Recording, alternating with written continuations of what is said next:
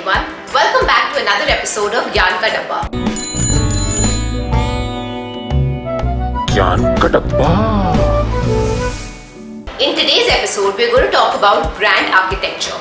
Brand architecture, simply put, is the strategy and techniques used by brands to organize the master brand and the sub-brands. There are two basic strategies. There is the house of brands and the branded house, and then there is also a hybrid strategy. So today we're going to talk about each of these strategies and share some examples with you. When a brand launches in the market, the focus is on building that brand and the connection with the target audience. But as the brand diversifies, there are more companies, more products, more target audiences. The brand has to decide what is going to be the relationship between the master brand and the sub-brands. Now, the first strategy is called branded house. This is when there is a very strong correlation between the master brand and the sub-brand in terms of the visual identity, what they stand for, etc. A great example of this would be Google. So Google has Gmail, Google Maps, Google Plus, Google Docs, all of these which are related visually and in terms of what they stand for to the master brand, which is Google. Now back in 2020, Google actually rehauled how their icons look to make sure there is a more consistent look and feel between all of them, and this is a great example of how a branded house works. Another example of the same would be the Mahindra Group. So Mahindra right on the top has Mahindra Rise, and then it has a variety of companies like Mahindra First Choice, Tech Mahindra, Club Mahindra, Automotive Tractors, which are all their own brands, but in terms of their logos, what they stand for, there is a deep connection between them and the mother brand, which is Mahindra. So let's talk about what are some of the advantages of having a branded house strategy. The first and the biggest advantage is that once you have built that core brand and that relationship with customers, it is much easier to launch new brands.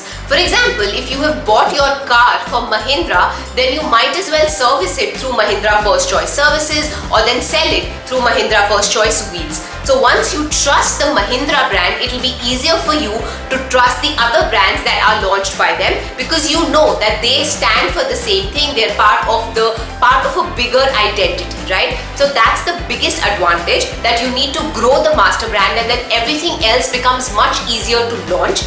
Also visually, there is that commonality in the look and feeling, which gives a sense of reassurance to the customer.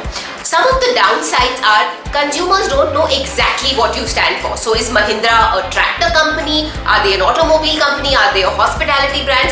Consumers might get confused on what exactly does your brand stand for. The other downfall is also that if there is anything that happens to tarnish the reputation of the mother brand, then each of the smaller brands might also be impacted. The next strategy is the house of brand strategy. Now in this, the master brand is more just from an organizational standpoint. Each of the sub-brands have their own identity, their own target audience, and even visually they look quite different from the master brand. A great example of this would be P&G. So we know P&G has multiple brands like Gillette, Head & Shoulders, Pantene. In fact, even in the same category like shampoos, they have Head & Shoulders and Pantene, which are actually competitors in a sense. But each of them have their own identity, their own positioning, a different target audience. Now, what are the advantages of having a house of brand?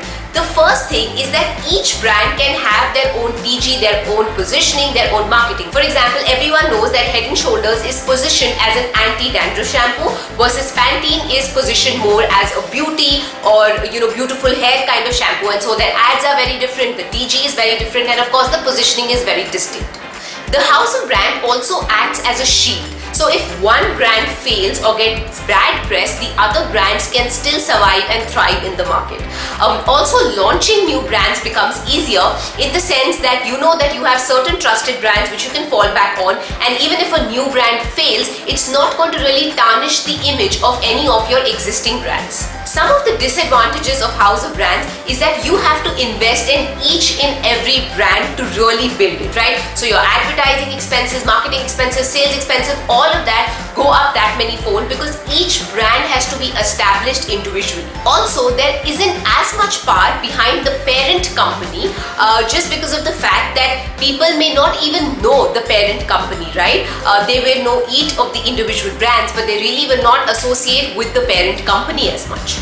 The third strategy is a hybrid strategy between the branded house and the house of brands. For example, if you look at Unilever, they have brands such as Knorr, Lipton, Magnum, which are absolutely separate and distinct from each other.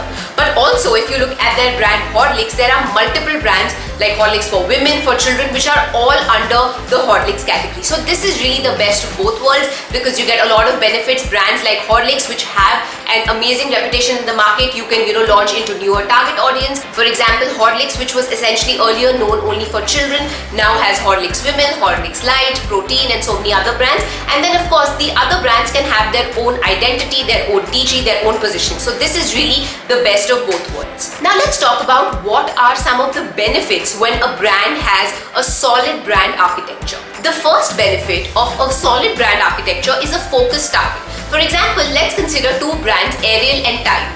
Now Ariel is more around using it when you're using your washing machine, versus Tide is more about the whiteness. Now for both of them, the price points are very different, the TG is very different, and they're able to play to their strengths and to that target audience because people don't even know that they actually belong to the same parent company. The second is the clarity of positioning. Like I mentioned earlier, both Head & Shoulders and Pantene actually belong to the same company, but Head & Shoulders has always been about the anti-dandruff positioning versus Pantene has had more of a beauty positioning, and so accordingly their ads, the kind of influencers they choose, all of that are very different, and the positioning in the minds of the consumer is very different and distinct. The third is that it helps you enhance your brand awareness. For example, let's look at Cornetto and Magnum, which again belong to the same parent company. Cornetto has always been positioned as a brand for young people with their entire Perfect Match campaign, versus Magnum has much more of a premium feeling and messaging. And so again, the kind of influencers they work with, the ads they make, speak very specifically to that messaging, and therefore it helps establish a very clear message in the mind of the consumer of this is what this brand stands for and this is the USP of the brand. The other benefit is developing and defending brand equity. Now let's look at Taj and Red Label, which come from the same parent company. Taj, which is a more premium brand, has been positioned with the Taj strategy, versus Red Label is all about making those connections. Now each of these brands have a consumer segment which is very, very loyal to them because they love that brand and they have built that equity, they connect to that message, so they have like a very high equity with that brand, a very high connection with that brand, and so therefore both of these can have different audiences who relate to the message, who like the product, and who can really be the loyal consumers of those brands. Now, do you think a brand changes its strategy midway? Well, actually that does happen sometimes. Let's take an example of Coke. So Coke earlier used to be a house of brands. So you used to have Diet Coke, Coke, Coke Zero, and now if you see, they have actually changed the visual appeal. So all the cans are red in color and just the top of the can changes. So now it's more of a branded house versus a house of brands, so that Coke as a brand can become much stronger in the market versus having different brands as a Diet Coke or Coke Zero or Coca-Cola. They're actually strengthening the mother brand, which is Coke. So yeah, absolutely, brands can successfully change their positioning strategy also if that's what makes sense for them. So I really hope you enjoyed this video. If there are any other marketing topics that you would like to deep dive into, please let us know in the comment section below. Don't forget to subscribe to our channel for more interesting content around marketing, digital marketing, branding coming for you. Thank you so much for watching this video, and I'll see you next time.